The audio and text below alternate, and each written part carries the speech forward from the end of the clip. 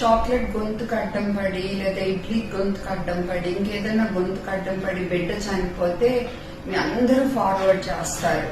కానీ అలా బిడ్డలు చనిపోకుండా ఏం చేయాలి అనేది చెప్పేది మటుకు మీరు ఫార్వర్డ్ చేయరు.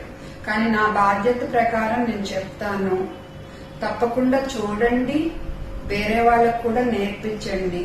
దయచేసి ఇలాంటివి ఫార్వర్డ్ చేయండి, ప్రాణాలను కాపాడండి.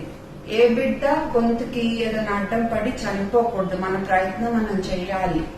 ముందుగా పిల్లలు తినేప్పుడు నోట్లో కుక్కేసుకోకుండా తినేట్టు చూడండి. తినేప్పుడు మాట్లాడకుండా, తినేప్పుడు శ్రద్ధగా తినేట్టు, తినేప్పుడు నవ్వకుండా చూడండి. బాగా చిన్న పిల్లలకైతే ఈ బాదం పప్పులు, వేరుశెనగ పప్పులు ఇలాంటి ఫుల్ గా ఇవ్వద్దు, పొడి చేసే ఇవ్వండి.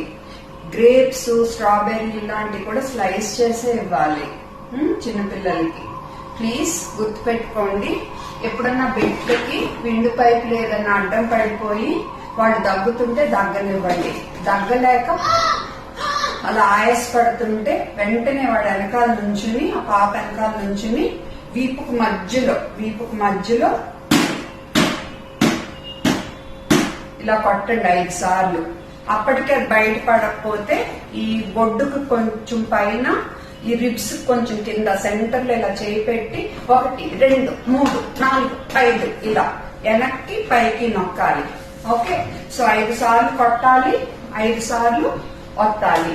ఇలా 3 సైకిల్స్ అయ్యాక కూడా అది నోట్లోంచి బయటకు పడకపోతే వెంటనే 108కి ఫోన్ చేసి ఇదే ప్రాసెస్ కంటిన్యూ చేస్తా ఉండాలి. ఎప్పటి వరకు అంటే అది బయటపడే వరకు.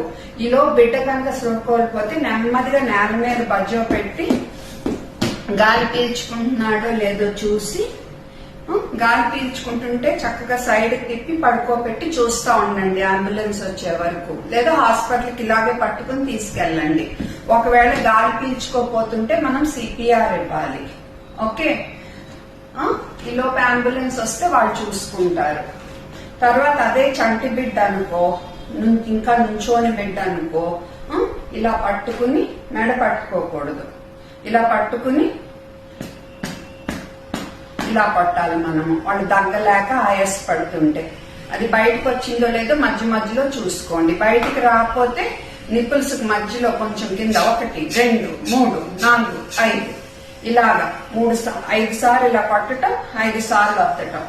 ఇలా 3 సైకిల్స్ అయ్యాక కనుక అది బయటపడకపోతే 108కి ఫోన్ చేసి కంటిన్యూ చేసి, వీళ్ళు స్పృహ కోల్పోతే మట్టుకు గాలి పీల్చుకుంటున్నారో లేదో చెక్ చేసి, గాలి పీల్చుకుంటుంటే ఇలా ఎత్తుకుని హాస్పిటల్కి వెళ్ళండి. పీల్చుకోపోతుంటే మనం సిపిఆర్ ఇవ్వాలి. అర్థమైంది కదా? సిపిఆర్ ఇచ్చేప్పుడు కూడా మధ్యలో అది బయటకు వస్తుందో లేదో చూసుకుంటా ఉండాలి మనము.